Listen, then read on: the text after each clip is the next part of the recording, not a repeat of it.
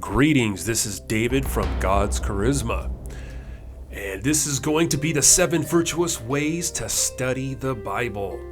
This is mostly focused on Christians trying to read and study the Bible. However, if you are interested in learning the Word of God, these suggestions can help as well. Remember, when reading and studying the Bible, it's not a marathon, trying to go chapter to chapter without recalling anything you read. Let's take our time and patience when we study God's holy word. Let's get right to it. We have 7, and this is the first out of 7. Pray for guidance from the Holy Spirit. In Philippians chapter 4, verse 6, it says, "Be careful for nothing, but in everything by prayer and supplication with thanksgiving, let your requests be made known unto God." So let us pray to not be confused and for the Holy Spirit to guide us as we study the Bible. Number 2, your mindset and heart. As a Christian, your heart and mind should be set on learning more of His Word. The Bible is His Word, and if we should believe the Word of God is absolute, we should focus on His Word without trying to contradict or become philosophical and scientific. In 1 Timothy chapter 6, verses 20 and 21, it reads, "O Timothy, keep that which is committed to thy trust. Avoid profane and vain babblings and oppositions of science falsely so called, which some professing have erred concerning the faith. Grace be with thee. Amen." If you are coming to read the Bible and seek out contradictions or accusations, that's not hard. There are plenty of so-called contradictions in the Bible, but these contradictions are formed by people who do not study the Bible correctly. It's their truth and not the absolute truth of God's holy word. Let's get on to number 3, spiritual, doctrinal, historical applications. There are 3 subjects we can utilize when studying: the historical, doctrinal, and spiritual. Historical is the time it happened, or maybe when it will happen. Doctrinal is what is the Bible actually saying. Spiritual, how it applies to us, like a moral of the story.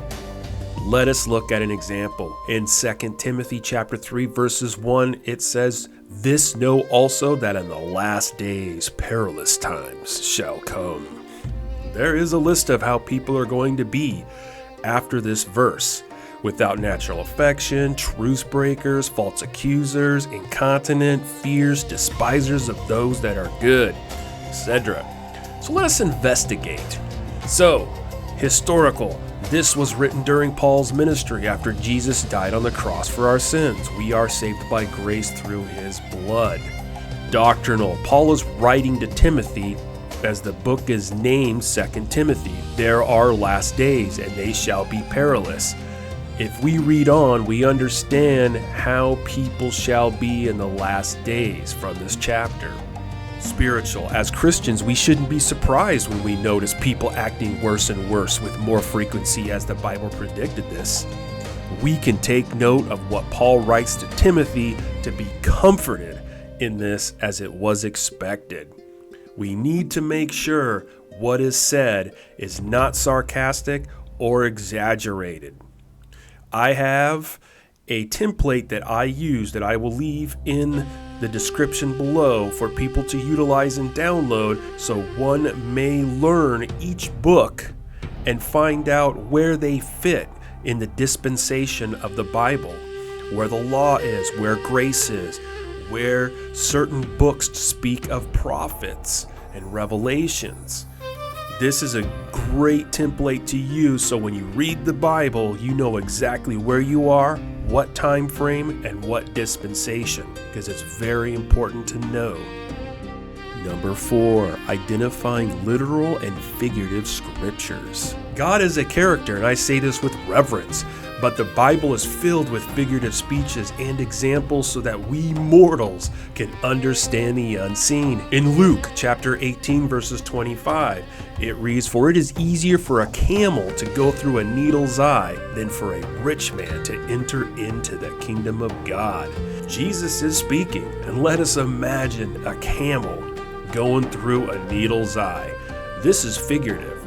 A rich man entering the kingdom of God would be more difficult than this, but that is a literal meaning, as a rich man can enter the kingdom of God as anyone else. It's just more difficult. One can deduce that the rich man has a lot of estate in this world, and why would they need a God? So Jesus uses a funny to explain this. Number 5, do not add or subtract. We should make sure not to add or subtract from God's word so that it fits our own comfort. Let us look at someone who did this long ago. In Genesis chapter 3, verses 3 and 4, yes, but of the fruit of the tree which is in the midst of the garden, God had said, ye shall not eat of it, neither shall ye touch it, lest ye die. This is Eve speaking. And the serpent said unto the woman, ye shall not surely die. Now in Genesis chapter 2, verses 17, God said, but of the tree of knowledge of good and evil thou shalt not eat of it, for in the day thou eatest thereof thou shalt surely die. The serpent subtracted surely and explained why, beguiling Eve. In the end, Adam and Eve lost access to the tree of life and could not eat from it. They ended up surely dying after centuries, as God said. One little word in the Bible can change God's word. Subtracting or adding from God's word can change the King James Bible more than you know, or any other translation you might use. Let's get on to number 6. Define Bible verses with other Bible verses first. If you have trouble with a Bible verse, you don't have to jump to the Greek or Hebrew. The Bible has its own definition of things in His Word for us to define. Let us look at this verse as an example in 2 Thessalonians chapter 2, verses 3. Let no man deceive you by any means, for that day shall not come, except there come a falling away first, and that man of sin be revealed, the son of perdition. There are some out there who believe falling away means a rapture or taking up. Some believe it in a negative aspect. However, fall away or falling is defined in other verses as a negative status. Here is an example, Luke chapter 8, verses 13. They on the rock are they, which when they hear receive the word with joy, and these have no root, which for a while believe, and in time of temptation fall away. Psalm chapter 64, verses 8. So they shall make their own tongue to fall upon themselves. All that see them shall flee away. This doesn't sound like going up or be taken up like a rapture.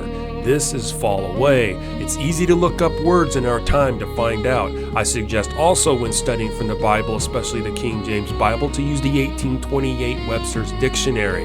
It gives biblical examples as definitions. It's a great resource to use for the time frame when the King James Bible was written in 1611. And our final virtuous way of studying the Bible is number 7, interpreting an obscure verse with a plain verse. We should not try to explain a plain verse with an obscure one, something that may not make sense. Matthew chapter 16, verses 18, and I say also unto thee, thou art Peter, and upon this rock I will build my church, and the gates of hell shall not prevail against it. Let's imagine a church stopping the gates of hell from opening, or what's inside from trying to destroy this foundation. It's a little obscure. This rock, who is the rock? Peter or Jesus? This is simple. In 1 Corinthians chapter 10, verses 4. And did all drink the same spiritual drink, for they drank of that spiritual rock that followed them, and that rock was Christ. I suggest reading in context of this, as it entails that even the Old Testament spiritual forefathers like Moses were drinking of that spiritual rock, known as our Lord and Savior Jesus Christ. This is easy to know from other verses in the Bible that speak of Jesus being the cornerstone and the rock. Nowhere does it speak of Peter being a rock or the foundation of a church. There are ways we can utilize the Bible searches in the internet these days. There's also a program called the King James Pure Bible Search. There's blueletterbible.org, and you can use keywords like rock or synonyms like foundation, stone to search for other verses when you're trying to study the Bible.